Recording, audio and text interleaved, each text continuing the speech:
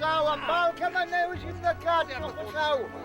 Абон докатчум бону, абон бирадам фу, бирадам табун каны. Я куфтаю барстар кеман кой кудера хуш кудера каш кеман бакана. Воян баю мах куфтар код.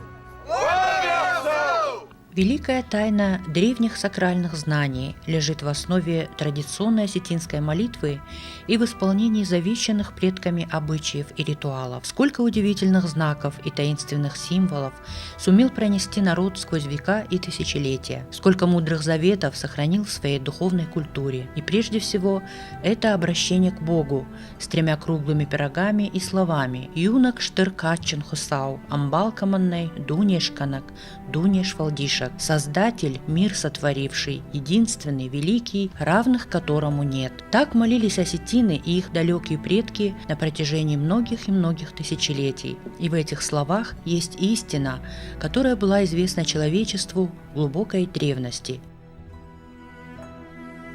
Что же символизируют 3 пирога, над которыми произносится молитва? В сакральной геометрии круг с точкой в центре известен как очень древний общемировой символ, священный знак, обозначающий единого Бога, вмещающего в себя все творение. Точка означает начало будущего мироздания. Круг – это космос вечности перед новым пробуждением. В гимнах Ригведы говорится: «Ничто не существовало, царил мрак, и все было сокрыто изначала». В даосском трактате сказано, что прежде были тьма и небытие, потом появился свет в точке, и появилась масса вещей и явлений. Аналогичная идея о происхождении бытия отражена в нардском эпосе. «Зертуйна бусфадалта, раджа мангдуне даму дифней амыр амашаудалынг». Говорили мудрые предки, что земной мир когда-то был во мраке, небытии и безмолвии. Таким образом, символ зарождения мира в древности был обозначен как круг с точкой в центре, и именно этот символ несет форма осетинских пирогов. А что означают 3 круга с точками посередине? Известно, что земной мир имеет трехмерное пространство. Бог проявлен для земных жителей в 3 мирах, в 3 уровнях мироздания – высшем небесном, среднем земном и нижнем подземном. В осетинской мифологии говорится о 7 уровнях небес – Авдуаларвы, 7 уровнях подземного мира – Авдалзахы. Троичность зафиксирована и в определении бытия в прошлом, настоящем и будущем.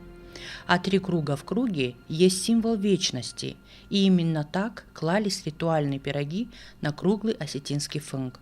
Таким образом, 3 пирога – это сохраненный осетинами древнейший арийский символ, обозначающий Творца, проявленного в земном мире. Именно 3 круглых пирога с сыром кладутся на фынг, когда молятся Богу.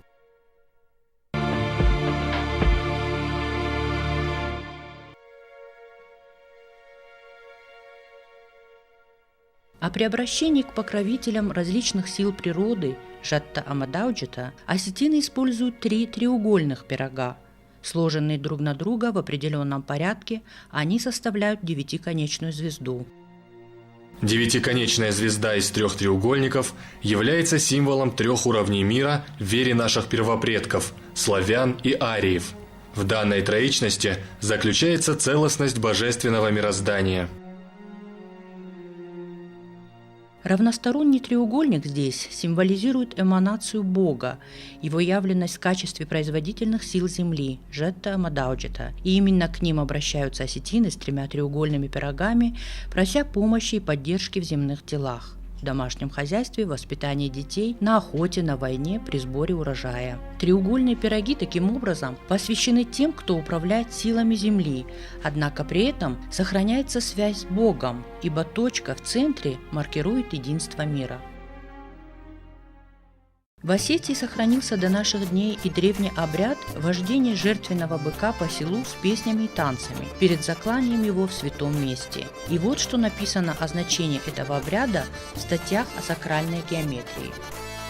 Бык занимал важное место в обрядах, связанных с плодородием, в первую очередь как традиционное жертвенное животное. Однако роль быка в подобных обрядах отнюдь не ограничивалась только принесением в жертву. Так, в некоторые праздники быка наряжали, украшали лентами и цветами и в сопровождении торжественного шествия водили по селу. Бык был необходимой частью множества славянских обрядов и молений еще с древних времен, когда его приносили в жертву богам и духам. Древнейшее свидетельство о жертвенном быке принадлежит Прокопию Кесарийскому, VI век нашей эры, который сообщил, что славяне веровали в верховного бога-громовержца и в жертву ему приносили быков и иных священных животных. Наиболее часто быка жертвовали в Ильин день, некогда день громовержца Перуна. Так, например, в Восточной Сербии в Ильин день традиционно резали быка, варили его в большом котле и съедали сообща всем селом. Как видим, бывший когда-то единым для всего индоевропейского мира, обряд сохранился только у осетин. Еще одним из важнейших символов и одной из самых распространенных в мире эмблем является баран, в вариантах золотое руно, голова барана, рога барана. Баран символизирует огонь, солнечную энергию, мужество. Во многих культурах с древнейших времен означает мужскую силу. И этот общемировой символ до сих пор также присутствует в осетинской традиции.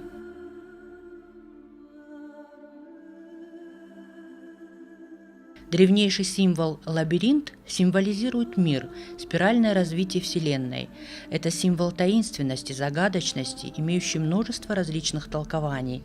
Изображения лабиринта найдены повсеместно в ареале расселения древних ариев, и в том числе в Осетии, в Дегорском ущелье, в селении Махческ. Во многих ущельях Осетии были найдены и таинственные чашечные камни, используемые древними для изучения небесных светил, как, например, камень в Лате с изображением созвездия Большой Медведицы. Если говорить об использовании универсального языка символизма в искусстве, то прежде всего надо вспомнить уникальные изделия мастеров бронзовой эпохи, найденные в селениях Кубан, Тлиз, Арамак и других местах. Бронзовые топоры являются символами власти, плодородия и связаны с древними богами солнца. Двойной топор, двусторонняя секира, обозначает священный союз бога неба и богини земли, грома и молнии. Иногда лезвия двусторонней секиры, напоминающие полумесяцы, символизируют луну или единство противоположностей. Это также символ верховной власти и силы. Удивительный символ, великолепный образец древнего искусства – птица фарн, являвшийся принадлежностью жрецов и служителей культа. Здесь мы видим два боевых топора, между которыми головка барана. Здесь же символы, солярные символы и, собственно говоря, хвост птицы. Потому что, опять же, в их представлениях вот этот священный баран, снабженный боевыми крыльями, можно сказать, он был определенным божеством древних кабанцев. Вот по нашим представлениям, во всяком случае. Поэтому его привески с изображением вот таких, с подобными изображениями встречаются, как правило, в комплексах захоронений вождей или жрецов.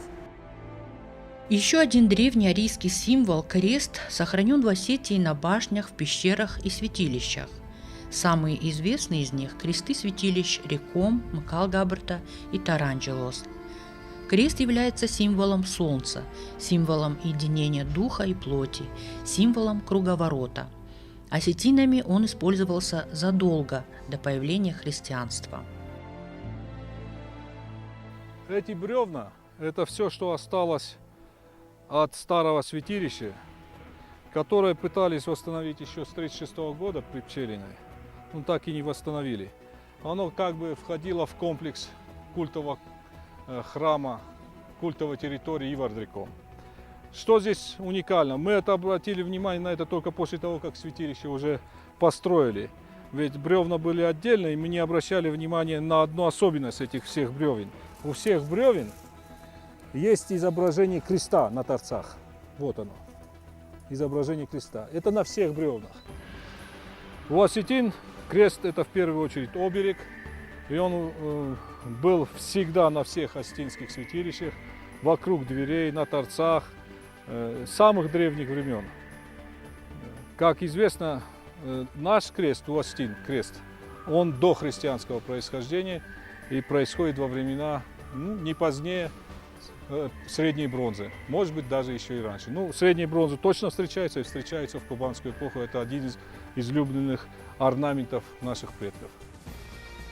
С самых древних времен осетины несут в своей традиции завещанные им далекими предками символы и знаки. В прежние времена символика была тайным знанием, которое тщательно охранялось узким кругом посвященных. Сколько неведомого таят обычаи и ритуалы, оставленные нам предками, какие неизвестны пока нам законы мироздания, зашифрованы в них и ждут своего часа. Сколько неразгаданного остается в изделиях скифских и сарматских мастеров, несущих древнюю символику в рисунках неповторимого звериного стиля. В них кроются глубинные знания о законах мироздания. Весь мир с восторгом любуется удивительным искусством древних кочевых народов. А почему конгломерат народов, которых называли скифами, сарматами, аланами, саками, массагетами, асами, роксоланами и так далее, вел именно кочевой образ жизни? Согласно легендам Востока, когда-то существовал народ индоевропейцев, народ ариев, которых Бог создал в противовес идолопоклонникам. Их предназначением было нести истинную веру народам земли. В этом заключалась их великая миссия. От богов восприняли они многие знания и несли их людям, спасая их от заблуждений. В истории они остались как скифы и сарматы с их высочайшей культурой. Открытия археологические последних лет в области скифо-сарматской археологии показали всему миру необыкновенное величие этой древней культуры. Великолепные образцы художественной бронзы, золота, серебра показали, что мир до сих пор не знал этой части своей собственной культуры. И мировая культура открывает для себя эту великую страницу древней истории, и, конечно же, интерес к этой странице истории огромен. Но эта часть сарматского населения утратила и самоназвание, утратила отдельные элементы своей культуры, но все-таки сохранила язык, и еще долгое время известна была на просторах Восточной Европы под именем асы, осы. В дальнейшем эта группа населения осела в Центральном Предкавказье. Отсюда происходит название современного народа и современного государства Осетия, осетины, осы. Значительная часть сохраненного генетического и культурного фона сохранилась именно здесь, на территории Осетии. Вот это современное, так сказать, выражение этой сарматской, канувшей в лето культуры.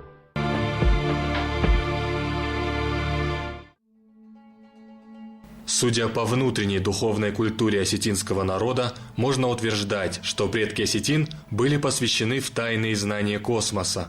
Надо полагать, что дух народа прошел эволюцию и имеет опыт прежних цивилизаций, то есть атлантов, лемурийцев и гипербореев. Основным принципом предков современной пятой расы, индоарийцев, было гармоничное слияние с природой. Для них философия была религией, религия – философией. Древние арийцы не имели никаких церквей и жреческого чиноначалия. Они знали законы природы и жили по ним. Елена Газданова, «Мы и вечность». Пришло время сказать именно о доктрине НАРП. Я не буду говорить религия, потому что религией называть эту науку, это учение называть нельзя, потому что это было бы оскорблением для наших предков.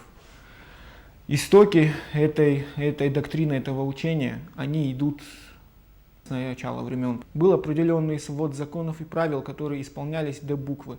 Они были основаны на космогонических знаниях. Космогонические знания – это законы мироздания и Вселенной, который нам задал сам высший разум или тот самый Бог.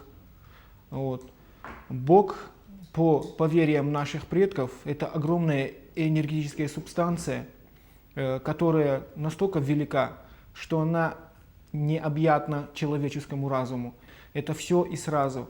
Это энергия, которая покрывает все на нашей планете, в галактике, во всем обитаемом мире. от этого бога отделяются некие энергетические массы, которые потом попадают в реку жизни вокруг планет, которые уже делятся на души и во время зачатия уже вселяются в людей. Река жизни – это тоже информационное поле. А информационное поле – это, современным языком говоря, база данных всех времен и народов, которые когда-либо жили, допустим, на планете Земля. Они и пользовались, наши предки, этими знаниями и, конечно, пополняли его, потому что правило гласило так: любое разумное существо имеет право пользоваться, но также оно обязано его дополнять какими-то своими знаниями, которым он достигает в процессе своего развития. Наши предки, нарты, были частью этого сообщества, они пользовались этим, они распространяли его по всей земле, вот поэтому их называли в свое время роксами. Простой, наверное, самый простой его перевод на русский язык — это тот, кто дарует свет. А свет, как мы знаем, во все времена было знанием. Наша доктрина в древности называлась Наарт. Именно Наарт. В переводе на русский — наш огонь. Зуарылок, конечно, не те, которые есть сейчас. Они были не просто те люди, которые именно молились, они были учителями. Они наставляли молодежь, они выбирали учеников. Наши предки выбирали свои святые места именно в тех местах, где исходило голубое свечение земли. Сходил такой вот столб наверх. Это была указка свыше, что да, это место чистое, и отсюда можно обращаться к Всевышнему и высшему разуму.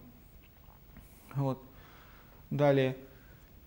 Наши предки также не строили никаких там хранилищ или вот каких-то мечетей, храмов, так как они считали это кощунством. Они не могли себя отделить от космоса, от энергии каким-то рукотворным творением. Вот поэтому они молились на открытых, возвышенных местах, конечно, определенных. Вот из-за этого бытует мнение, что наши предки были язычниками, и те, кто вот сейчас, скажем так, придерживаются той вот веры, они тоже язычники. Приведем простой пример. Разве когда мы приходим на наше святое место, мы там поклоняемся какому-то камню или дереву, разве мы с этого места не обращаемся к единому Богу? Это просто место, откуда мы обращаемся к Богу. Мы не язычники. Мы не поклоняемся к этому дереву или какому-то камню. Это точно такой же храм, просто он природный. В 20-х годах 20 века воин, посвященный Сослан Тимирханов, писал: «Хотя осетины официально числятся христианами и мусульманами, но до сих пор они держатся религии своих предков, согласно которой верят в единого Бога, Творца мира, в существование души и загробного мира и в мир духов, подчиненных Богу». Эта религия осетин не знает ни храмов, ни идолов, ни священнического сословия, ни священных книг. Взамен священных книг она имеет мифологию, полную безыскусственной поэзии, возбуждающей ту святую искру, которая поднимает человека, освещает и греет его душу, заставляет его стремиться к добру и свету, дает ему мужество и силы безбоязненно бороться со злом и пороком, вдохновляет его к самопожертвованию для блага ближних. Взамен храма ей служит храмом Вселенная, прекрасная и необъятная. Вот почему осетины совершают свои религиозные празднества на лоне природы, на горе или в роще, под открытым небом. Религия осетин дает законы нравственности и учит трудолюбию, мужеству, выдержке и самопожертвованию.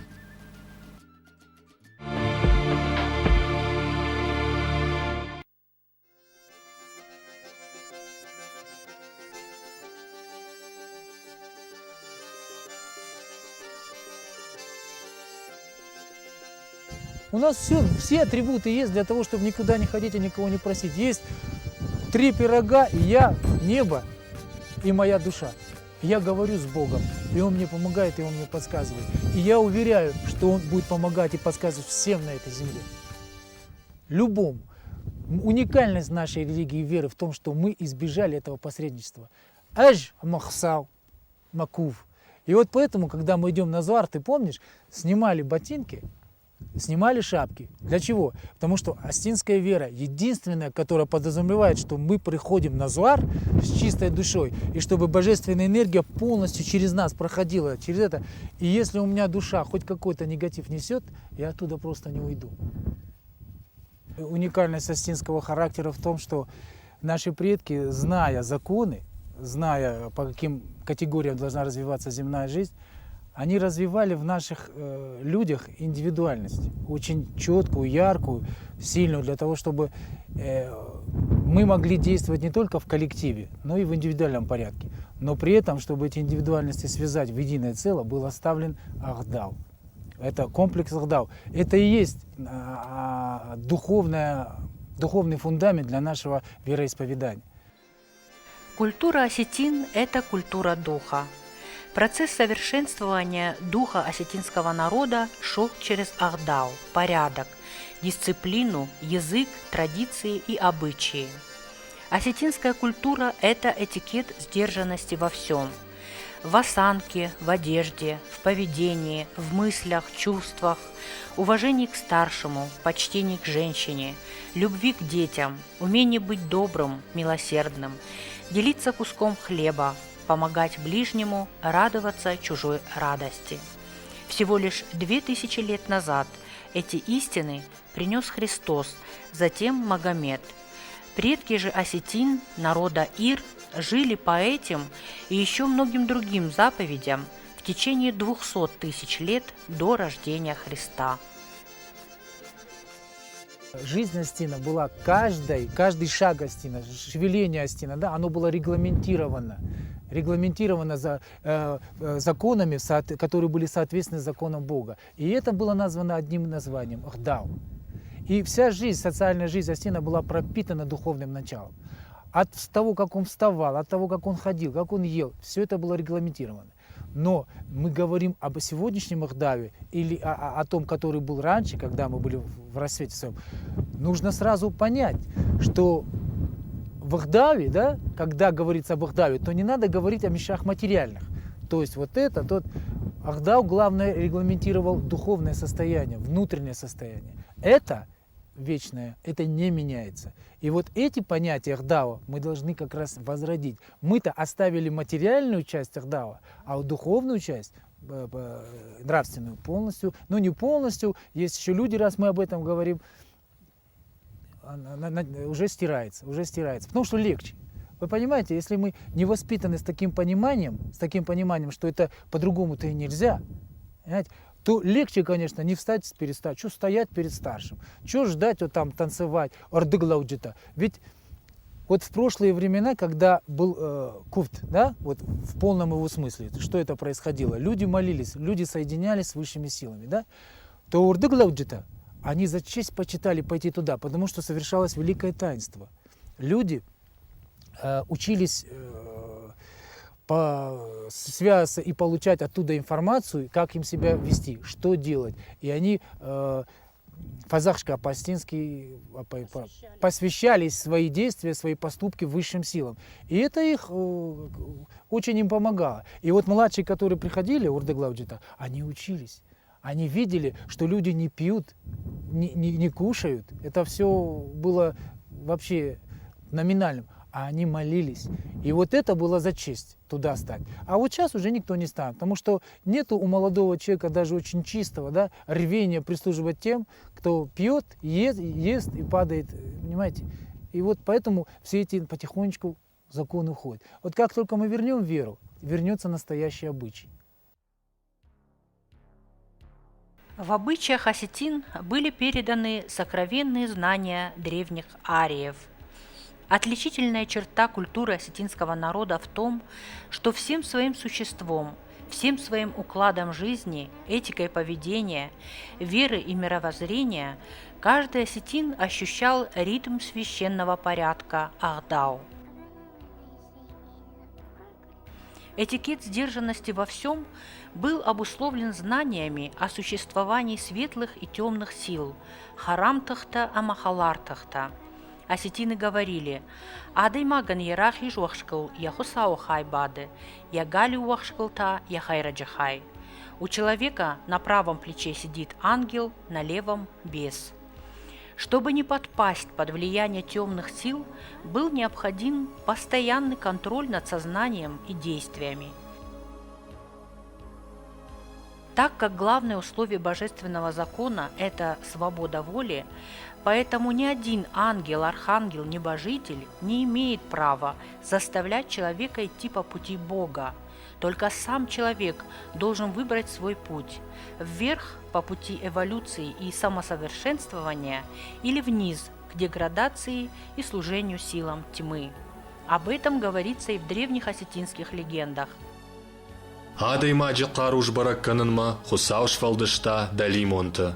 Удон сарынс должаха, амалы бондар алы куттагайк ахынс адай маджи. Хусауя дарт канынс, амэшахи дуньема лашынс. Люди, подвластны низшим силам, питающие их своим поведением и мышлением, живущие во власти эмоций, злости, ненависти, зависти, люди, зависящие от пагубных страстей, по своей сути люди-рабы. Высшими из людей считались соединенные с великим божественным духом Уаз. Они назывались Уаждан. Они явили миру аристократию.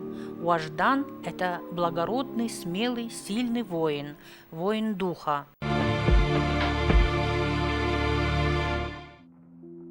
Кроме того, предкам осетин, народу Ир, был известен закон кармы, что посеешь, то и пожнешь, чисыканы уяхисан хоржей ама авжарай, так как верили в бессмертие души, в то, что по итогам прожитой жизни определяется дальнейшая судьба конкретной души, и считали, что земная жизнь дана для того, чтобы человек, пройдя испытания, получив уроки, очистился, достиг более высокого уровня сознания, получил полный цикл духовного опыта, оставшись совершенным проводником божественного света. Поэтому, прежде всего, миропонимание осетин сводилось к нравственной чистоте. Осетинский этикет диктовал вежливость, учтивость и строгий самоконтроль. Осуждалась торопливая речь. Неприлично было начинать говорить, не выслушав собеседника. Беседа должна была протекать плавно, без резких оборотов. Речь была полна метафор, условных оборотов и лишена грубости. Сидящий за трапезой должен был есть медленно и мало.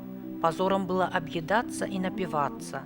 При старших младшие не смели сидеть и не говорили, если к ним не обращались. Старший сам старался быть безупречным и обязан был призвать к порядку нарушившего нормы приличия младшего. Обычай гостеприимства оберегал даже убийцу в доме его врагов.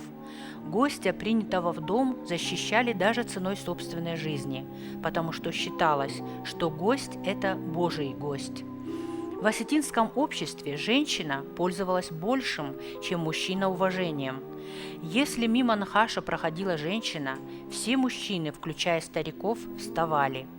Всадник при встрече с женщиной должен был сойти с коня и пропустить ее.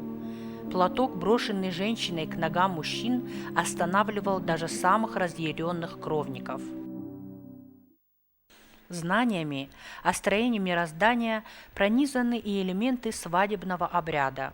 К примеру, стояние невесты в правом углу дома может показаться отсталым и непонятным, а между тем сегодня с помощью биоэнергетики доказано, что в углу сконцентрирована благостная энергетика, способствующая умиротворению, успокоению.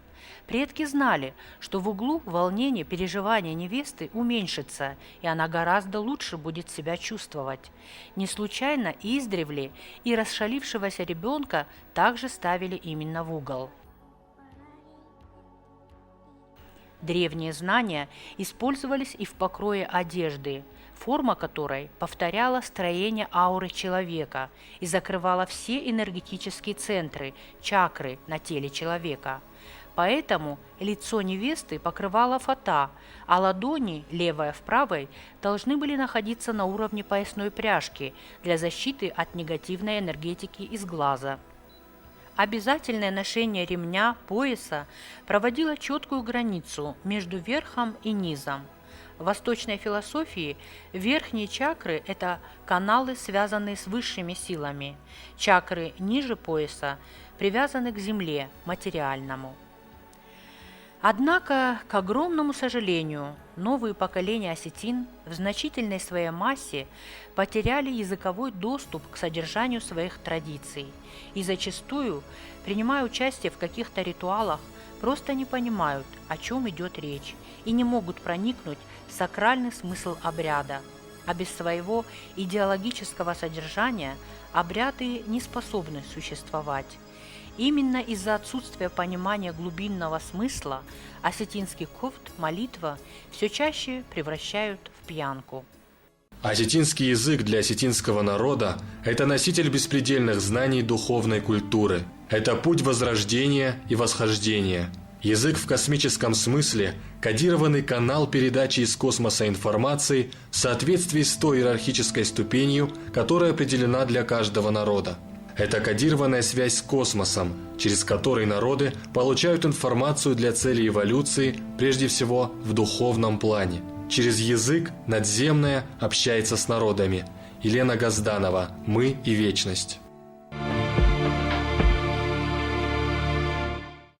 Если мы возродим главное, это понимание осетина с верой в душе, то из нее уже автоматически вытянется вся эта нравственность, в которую включается и манера поведения, женская, мужская, старших, младших. Оттуда все автоматически выплывет.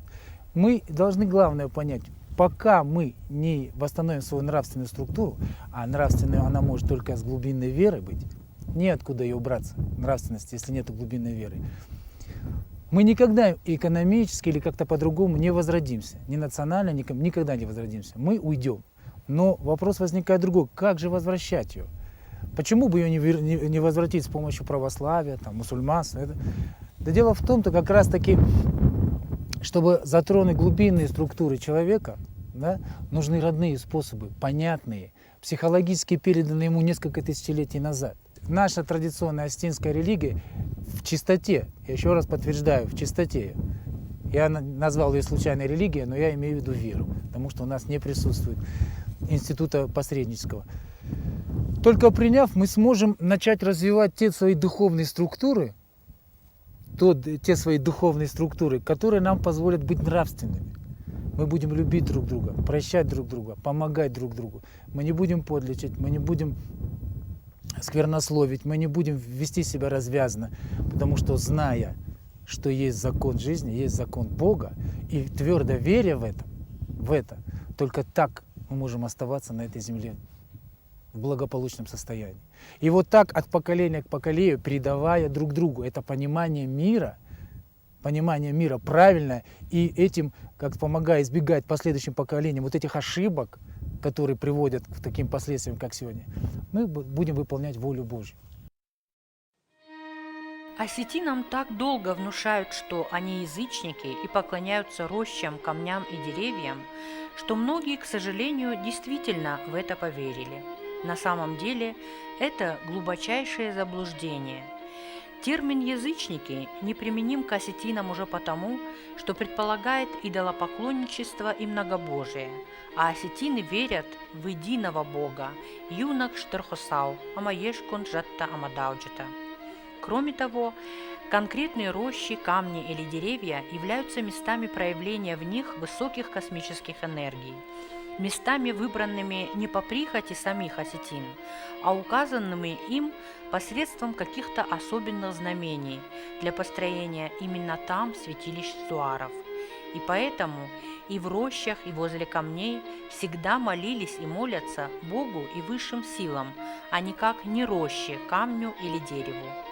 Сегодня этот факт имеет и научное подтверждение, так как методом биолокации во всех молитвенных местах Осетии были обнаружены сильнейшие энергетические каналы, нисходящие с небес. Потоки благостной энергии способны благотворно влиять на человека, находящегося в святом месте непродолжительное время. Долгое и частое пребывание там может иметь непредсказуемые последствия. Именно поэтому в святилище полагается приходить лишь в определенные дни Зуара Бонта.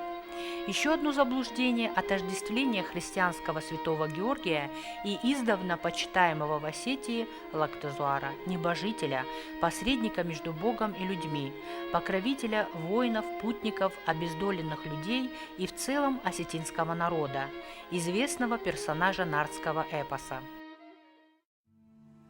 Уаштраджи не имеет ничего общего с реальным римским полководцем Георгием, жившим в IV веке нашей эры и возведенным христианами в ранг святых. Не святому Георгию, а Уаштраджи поклонялись предки осетин испокон веков. Именно к Уаштраджи, а не к святому Георгию, обращаются осетины в своих молитвах и сегодня. Было бы правильно, если бы осетины перестали переводить имя Уаштраджи на русский язык как святой Георгий. Из статьи Тамерлана Камболова «Куда ведет осетинская дорога». То, что называется у других народов религией, для осетин является неотъемлемой частью их миропонимания и бытия и диктует им философию благонравия, благодеяния и благомыслия, а в целом нравственной чистоты перед Богом.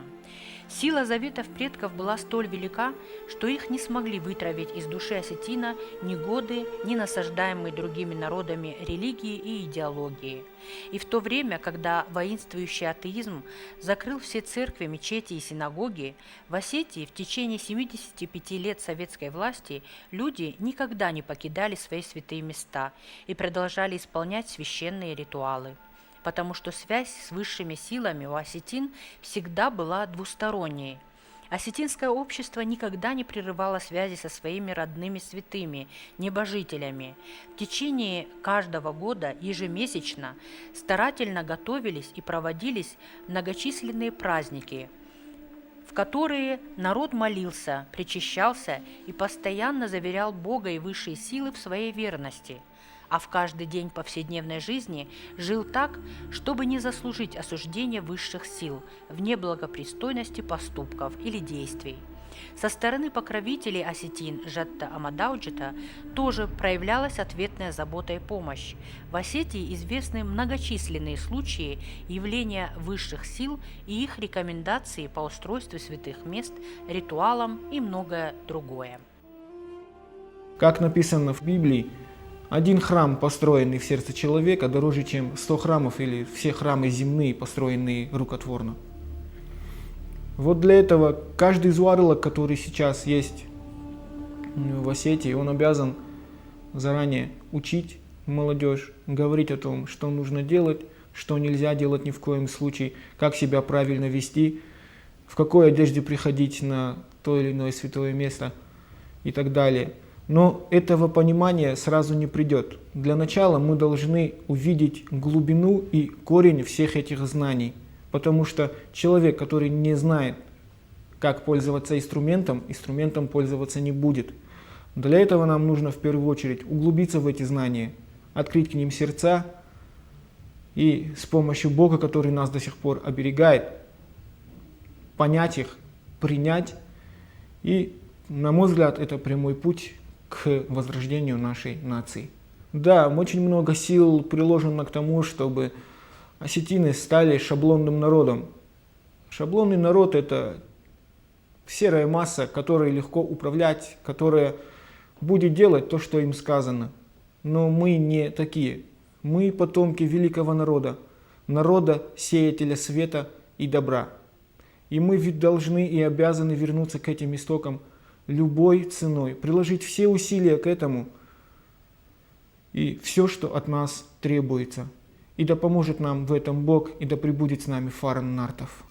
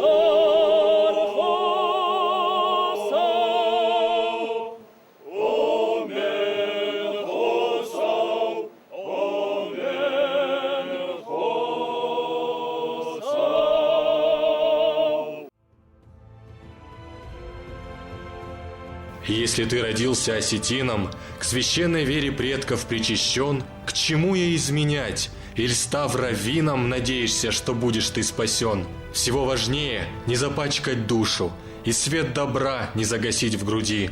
Пусть тяжело нести земную ношу, с молитвой предков к Господу иди.